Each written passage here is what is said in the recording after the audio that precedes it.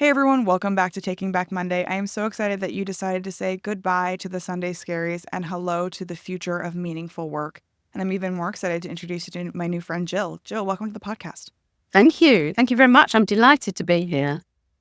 So I was looking at your bio and your expertise and your background trying to prepare for this conversation. And one thing that really struck me is that you are an expert at empathy at work. What does that even mean? What does it mean to have empathy at work?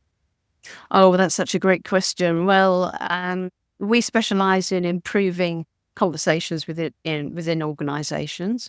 And we do that through our forum theatre workshops, which is where I have a team of professional actors and we create short dramas about workplace stories. They're real stories, real conversations.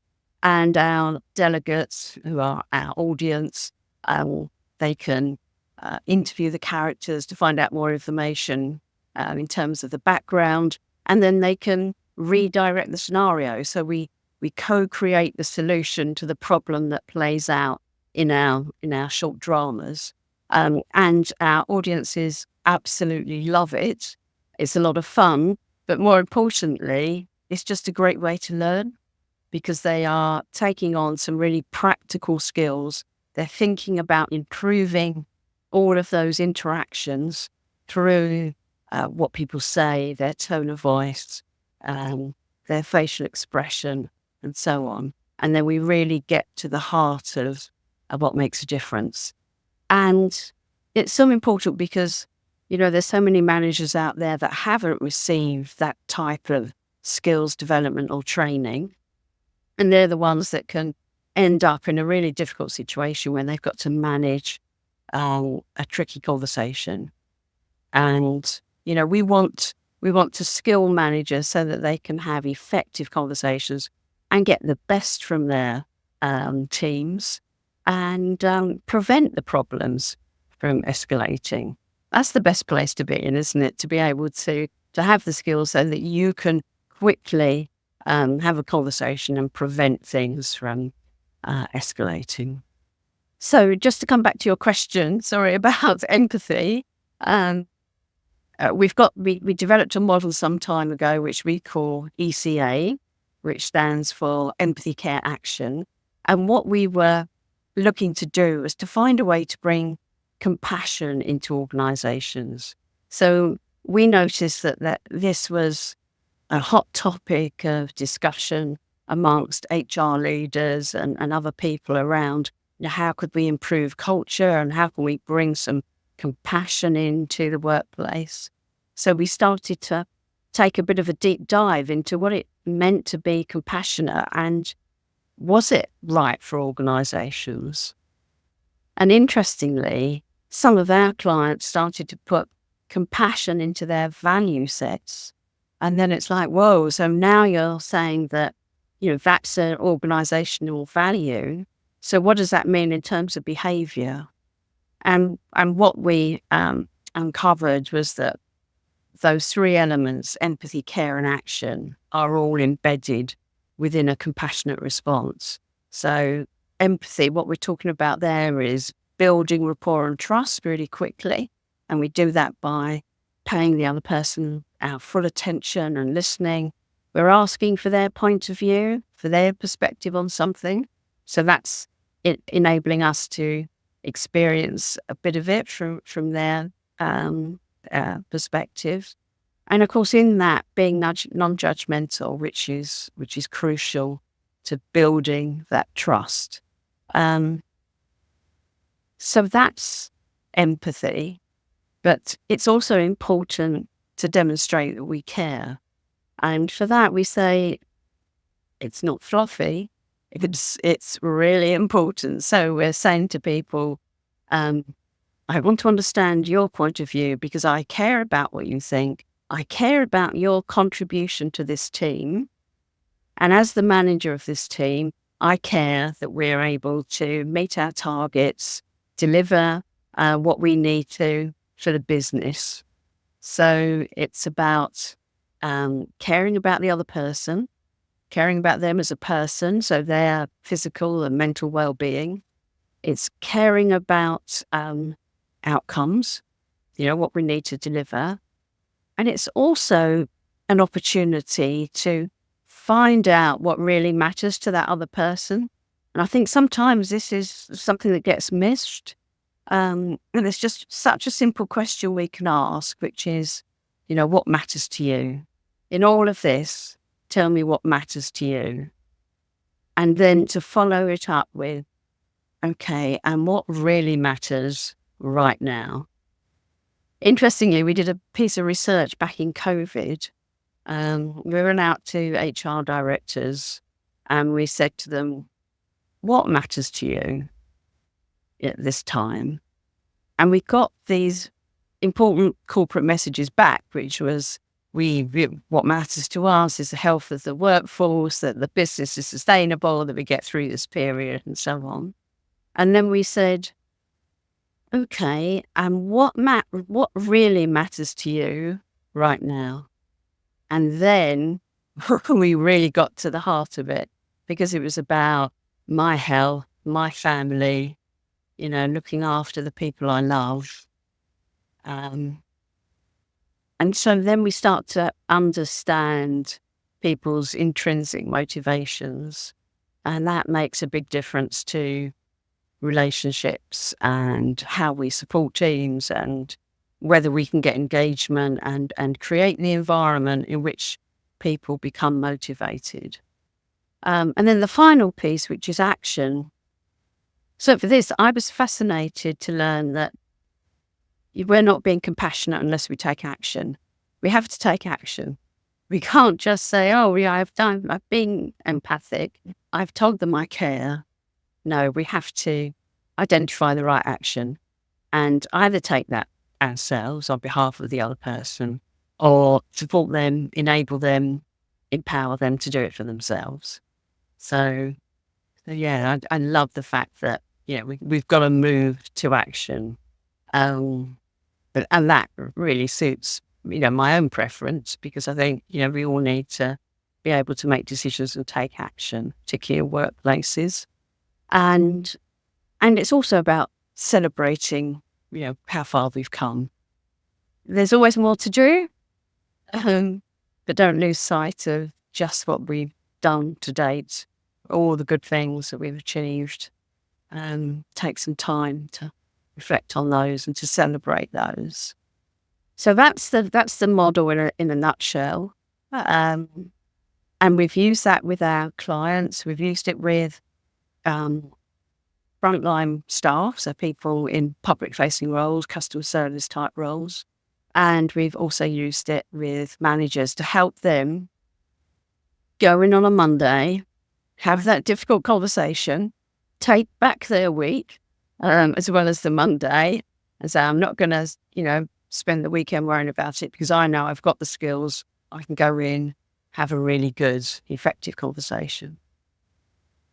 I've got a whole page of notes. There's so many good things in there. I want to go back to the importance of action. And one of the things that I tell people when we talk about, I work more on like the customer side of the experience, right? And I always tell people, look, if you are not going to take action based on what your customers are saying to you, don't even ask, because there's nothing worse than hearing from your customers and having them give you feedback and care about your product or your service and just feeling like they're shouting into the void. I'm just submitting tickets and nobody's paying attention. I'm asking for new features and nobody's even responding to me. I'm doing these surveys and nothing seems to be changing. Like, it's almost worse to not even ask if you aren't really going to take action. Yeah. Yeah, and I would say you even need to go further than that. You need to take the action, and then you need to let them know that you've taken the action, that you've listened, and this is what you're doing. But, either we've done it or this is in the pipeline, thanks to your feedback. I think that's the way to build the really strong customer relationship. Having that connection of you have had a meaningful impact, right? Because everybody wants to feel like they matter, whether you're a customer, an employee, a member of the team. Like, Yeah. nobody wants to feel like they're just shouting into the void and nothing is actually changing, and they ask for things and nobody really cares, or they get lip service, but they never actually see that thing happen. That's so true. That's such an important point. And I think we have to value the customer's time. And if the customer has taken the time to complete the feedback, to just send back the survey, to provide a comment, then we should at least respond to that, shortly, in a positive way, thank them for it, and use it to move things on, in a positive way. Um, One of the biggest contracts we won many years ago was on the back of a complaint. Um, so we had run a free workshop. We'd invited people to it. People loved it, apart from this one person who objected to a line in the script that the actors had delivered. Um, so I arranged to go and see her on a one-to-one basis. Took me a little bit of time to get that meeting in the diary, but we got it in the diary. I went and saw her. I apologized. I said what we were doing to ensure that the actors had come off script a little bit, and they needed to pull back and stay within the boundaries of what we were doing. We were very new at the time to this work. It was right back at the beginning. So I explained the process I put in place to put those checks and balances in. And we had a nice conversation, and, I left it there. 6 months later, I had a telephone call from that person saying, this need has come up in our organisation. We think you'd be the ideal provider. We do have to turn it around quickly. Could you come in and have a chat about it? So I said, yes. So I'm sitting there, and then she's telling her boss about the event that we'd run and how great it was. And she's talking to them about the scenario that she'd complained about and saying how great it was. And that's the one she wanted to bring in to the organisation. So you never know where these thoughts go. But the important thing is to respect everybody's point of view and to listen to it, and to let them know what you're doing as a result of that feedback. I can imagine that most people's reaction to that would be like, well, it's one person out of the, 80 people who Yeah. enjoyed it. So let's just move on. Like, Yeah. it almost took a lot of bravery to go talk to that person and like have a conversation around their concerns. I think it was just that need to demonstrate that there was integrity in what we were doing, and integrity in our approach. And if we'd made a mistake, I wanted to have that opportunity to explain that we were putting it right. Nobody, as you say, nobody else took offence. It was something particular to this person. But when you're working in a very dynamic way, things can happen. And I think it's the same, isn't it, when staff are interacting with customers? It's very easy to come off script and say something slightly different and to get the tone wrong. And if we do that, then I think we do need to apologise. So thinking about, empathy and use the word compassion, I can think of a lot of like traditional businesses who would say things like, well, that's too fluffy for us, or I'm not their babysitter, I'm their boss, and they're going to do the work because I said they're going to do the work. I actually had a conversation with a VP of sales who said something to the effect of, when we were talking about like an initiative we wanted people to do. Mm. And there was a task that people would have to do. It wasn't a super enjoyable task, but they had to do it. And he said something like, well, they're going to do it or I'll come for their scalp. And I'm just sitting here thinking like, I would be scared to work for you. Like if Yeah. it wasn't the best experience, what is the business use case for having compassion and having this ECA approach for your business? Why does it make sense for the bottom line? Because you get a better engagement, you have higher motivated teams, and people pulling together because they feel valued and supported. And all of that leads to better results, a higher performing team. So I think that's where it's coming from.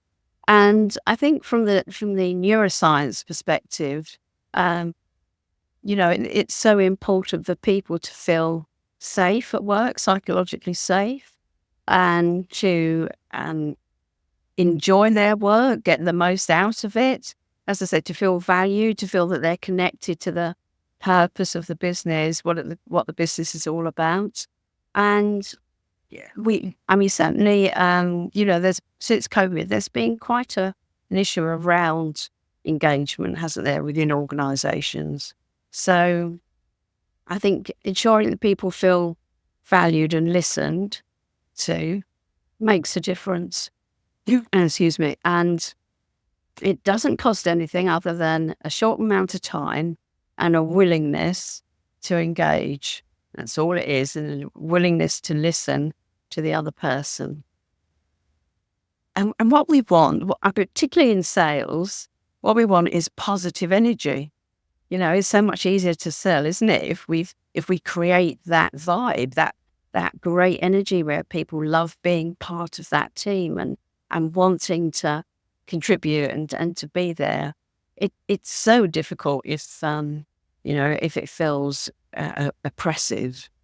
So the best service comes when there's a buzz about the place, even in places like healthcare, where you would obviously expect a level of compassion at all times. We also want people to feel valued and supported and that they're making a difference, because they are. You know, the receptionist, the way the receptionist greets the patient and their family members really matters. And so in turn, they need to be treated well. That's my philosophy. And I always challenge managers who come to me and say, "Oh no, we want, we're interested in profit. We want the bottom line." I say, "Well, try it. Try this approach, because I'm sure if you develop that rapport with your team and create a positive environment, then you're going to get results. It's far easier than coming down hard on people and just sort of having a negative energy about the place." My team does a lot of research, particularly on the customer side, lots of surveys about customer satisfaction and customer experience. And one of the through lines that we found was a strong correlation between happy employees equaling happy customers equaling a better brand perception, and a better brand perception equaling a better bottom line.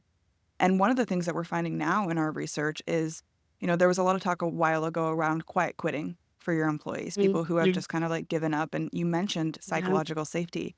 We are now seeing a trend of quiet quitting from your customers who are leaving your brand because they feel no connection or loyalty. And so, where go the employees, so go the customers. And I think it's really important for us as leaders to say, am I doing what I can to deliver on profit, which is making great connections with my customers? In my opinion, the quickest way to do that is to make great connections with your employees, because we know happy employees equals happy customers. yeah. And I think all salespeople should prioritize the customer service team in their relationship building internally, because they're looking after their customers. So we need to be treating them well and supporting them, because they can have quite pressurized roles, can't they? If they're on the phone all the time, or dealing with online transactions. So yeah, we need to be valuing everyone in the system. Um, and when we do that, like you say, it will come through. It will come through in improved sales and a better experience. And we spend so much time at work, so many years. Um, we want to have great workplaces, don't we? We want to have great companies to work for. Why would we do it any other way?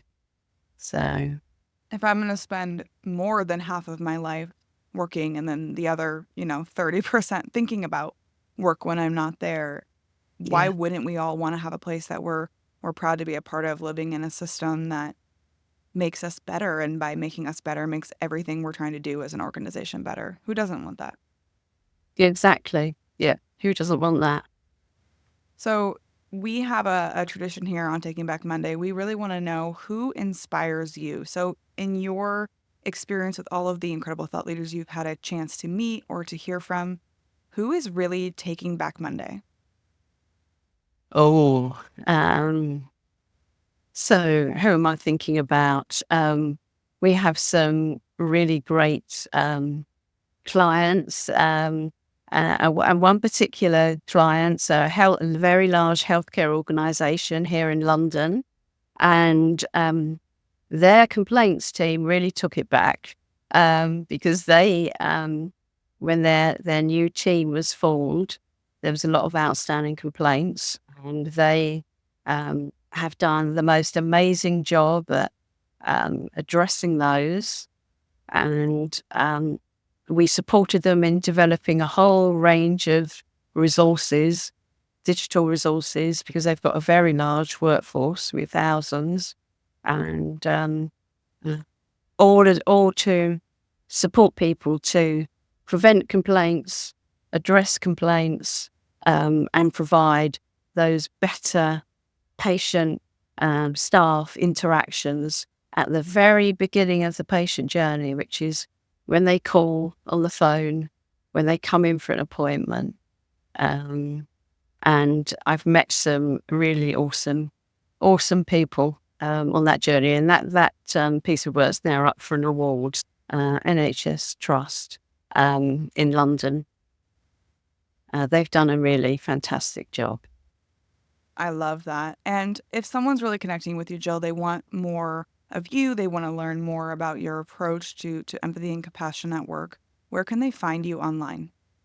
So there's our website, which is resoundtraining.co.uk. We have a YouTube channel, which is Resound Training, and that's for our training videos. On LinkedIn, my personal profile, Gill Brabner. They're our top places to go and find us. And do get in touch, because we'd love to hear from your listeners, Alyssa, and we will certainly respond to everyone who gets in touch. Awesome. Well, thank you so much for taking back Monday with me. It was a great conversation. That's brilliant. Thank you.